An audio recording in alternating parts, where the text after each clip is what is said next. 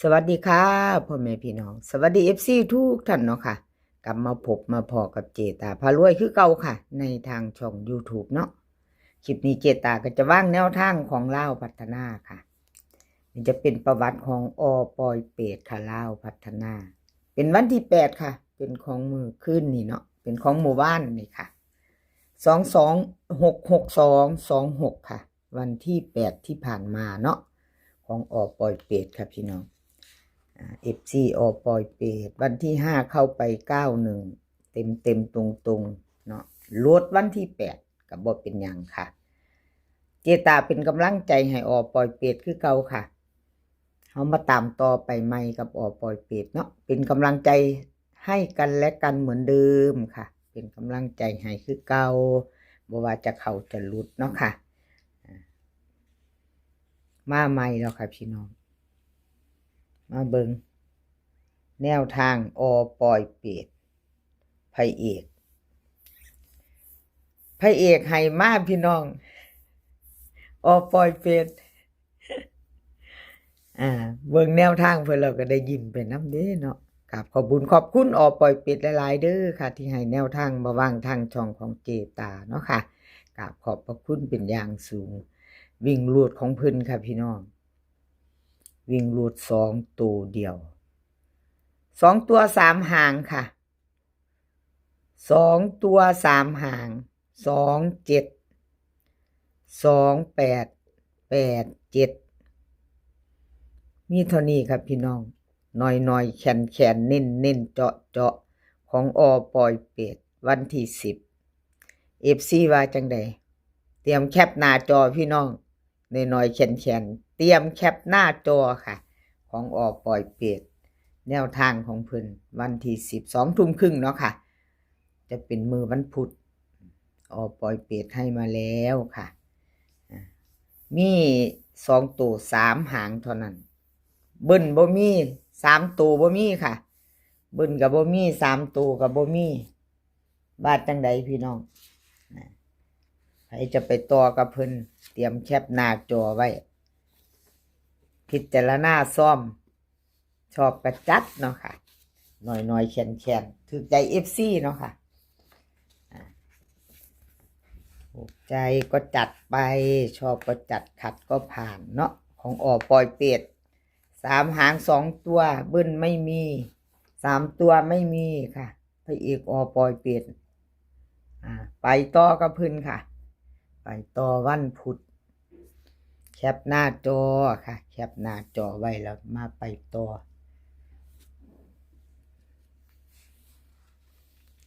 เลขทุกตัวเอามาวางเพื่อเป็นแนวทางค่ะโปรดใช้วิจารณญาณในการรับชมเป็นอย่างสูงรับชมรับฟังเป็นเพียงแนวทางค่ะกราบขอบคุณ FC ที่เข้ามาคอมเมนต์กดไลค์กดหัวใจมาส่งกำลังใจให้เจตาเนาะค่ะกราบขอบพระคุณเป็นอย่างสูงแล้วก็ FC ที่รอคอยเนาะค่ะของเด่นหลัก10อยู่ในคลิปนี้ค่ะเด่นหลัก10เดี๋ยวเจตาก็จะขึ้นหน้าปกให้เนาะค่ะเด่นหลัก10เพิ่นจะบ่ได้รอคอยโดนจะได้เห็นง่ายๆเนาะค่ะแล้วก็ FC ใหม่หรือ FC เก่าก็อย่าลืมกดกระดิ่งแจ้งเตือนเนาะค่ะเวลาเจตาลงไปจะได้เห็นคลิปเร็วๆเนาะลงปุ๊บจะได้เห็นปั๊บค่ะอยู่ในคลิปนี้ค่ะเด่นหลัก10เฮามาเบิ่งแนวทางพ่อเก่งก่อนค่ะเบิ่งของพ่อเก่งก่อนเนาะเบิ่งของพ่อเก่งก่อน66226เพิ่นเข้าไป62ค่ะเข้าไปตัวกลับแนวทางพ่อเก่ง FC เป็นจังไดมีไผตามเพิ่นบ่ค่ะมีไผใดไผตามบ่มีไผตามเพิ่นบ่น้อแนวทางพ่อเก่งแนวทางพ่อเก่งคันไผใดไผตามก็ดีใจนำเนาะค่ะเข้าไป2ตัวล่างค่ะแต่เป็นตัวกลับเนาะเป็น62วิ่งรูดนี่เขาวิ่งรูด6ทั้งบนทั้งล่างเนาะพี่น้องเพราะว่าเลขก็ออกตัวเดียว6226เนาะทั้งบนทั้งล่างเนาะค่ะ มาไปต่อกับแนวทางพอเก่งค่ะเตรียมแคปหน้าจอใครจะไปต่อกับเพิ่นเป็นวันพุธที่10ค่ะวันที่10 2 ทุ่มครึ่งแคปหน้าจอไปต่อกับแนวทางพอเก่งเนาะค่ะกับขอบคุณแนวทางพอเก่งที่ให้มาวางทางช่องของเจตาพารวยเนาะค่ะกับขอบคุณเป็นอย่างสูง FC มีไปตามเพิ่นก็เอาพิจารณาค่ะพิจารณาไปต่อวันพุธเนาะวิ่งรูดค่ะเพิ่นให้มาแนวทางพอเก่งวิ่งรูด4กับ8ค่ะ4กับ8 2ตัว4หางค่ะ41 42 81 80เบิ้ลค่ะ44กับ88 3ตัวค่ะ481 842 480วิ่งรูดค่ะเด่น8กับ4เท่ากัน4กับ8เท่ากันเนาะ4กับ8วงกลมให้ทั้ง2ตัวค่ะ2หางเขาเพิ่นเน้นให้42กับ80 3ตัวเน้นหางเดียวค่ะแนวทางพ่อเก่งเน้นหางเดียว842ค่ะเอาแคปหน้าจอค่ะไปจะไปต่อกับแนวทางพ่อเก่งเนาะวันที่10 2 ทุ่มครึ่งค่ะแนวทางพ่อเก่งวันที่8เพิ่งจะเข้าไปอยู่เนาะค่ะ FC ชอบกระจัดขัดกระพานพิจารณาเอาค่ะพี่น้องเป็นเพียงแนวทางเนาะมีเขามีรุดอันเขาได้ก็ดีใจน้ำค่ะพี่น้องดีใจด้วยถ้าไปโศกไปหมานเนาะค่ะชอบแนวทางเดียวกันแคปหน้าจอเราจะได้ไปต่อเนาะค่ะไปต่อมาแล้วค่ะเด่นหลัก10เดินดีค่ะหลัก10เดินดี FC ทีล่อเนาะค่ะเพิ่นล่ออยู่มาแล้วค่ะหลัก10เดินดีที่ผ่านมา6บน6ล่างเนาะเด่นหลัก10เนาะค่ะเข้าไปบนอยู่6 2หน่วย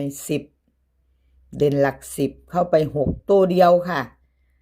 เข้าไปตัวเดียวเลขประกบไม่มีไม่เดินเนาะค่ะประกบบ่มี508มี6บน6ล่างค่ะเลขประกบบ่เข้าบน6ก็เป็นหลัก10พร้อมเนาะพี่น้องเด่นหลัก10เอา FC เตรียมแคปหน้าจอเด้อค่ะผู้รอคอย FC วันที่5เข้าไปอยู่ค่ะทั้งบนทั้งล่างอยู่แต่ว่าบ่อยู่หลัก10เนาะค่ะ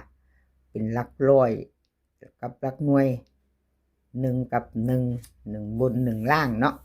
เอามาไปไม้ตามต่อค่ะ FC ของเด่นหลัก10มาแล้วค่ะแคปหน้าจอไว้แคปหน้าจอเนาะค่ะเด่นหลัก10เดินดีเด่นหลัก10บนค่ะบน4ล่าง1ค่ะเลขประกบ8 9 5จับตามองพี่น้องอาจจะมี48 49 45เนาะ15 19 18เป็นไปได้ค่ะอะไรก็เกิดขึ้นได้สำหรับแนวทางเนาะค่ะเกิดขึ้นได้สำหรับแนวทางพิจารณาเอา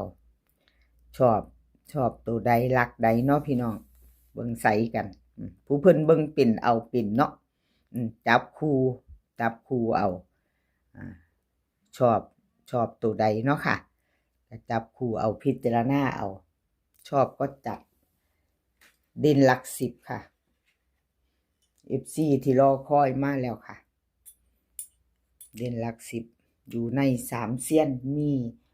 ปอยเป็ดแนวทางพ่อเก่งเนาะค่ะคลิปนี้3เซียนแล้วก็เด่นหลัก10ค่ะ3เซียนลงให้ก่อน1วันเนาะค่ะลงให้อยู่ช่วงบ่ายๆค่ะเจตาให้ลงให้ช่วงบ่ายๆมื้อนี้หลัก10เดินดีแคปหน้าจอค่ะเด่นหลัก10กับขอบคุณ FC ทุกท่านค่ะที่เข้ามาให้กำลังแรงใจเจตามากดไลค์กดแชร์เนาะค่ะอย่าลืมกดกระดิ่งแจ้งเตือนเด้อค่ะจะได้บ่พลาดคลิปใหม่ๆของเจตาพารวย คลิปนี้ขอให้พี่น้องโชคดีกับเล่าพัฒนาวันพุธ20:30เป็นวันที่10เนาะค่ะขอให้โชคดีกันทุกคนขอให้มีความสุขภาพร่างกายแข็งแรงค่ะกันทุกคนสุขภาพมากก่อนเสมอเดินทางไปไสก็ขอให้ปลอดภัยค่ะเดินทางไปขอให้มีโชคกลับมาก็ขอให้มีชัยคลิปหน้าพอกันใหม่ค่ะคลิปนี้ก็สวัสดีค่ะ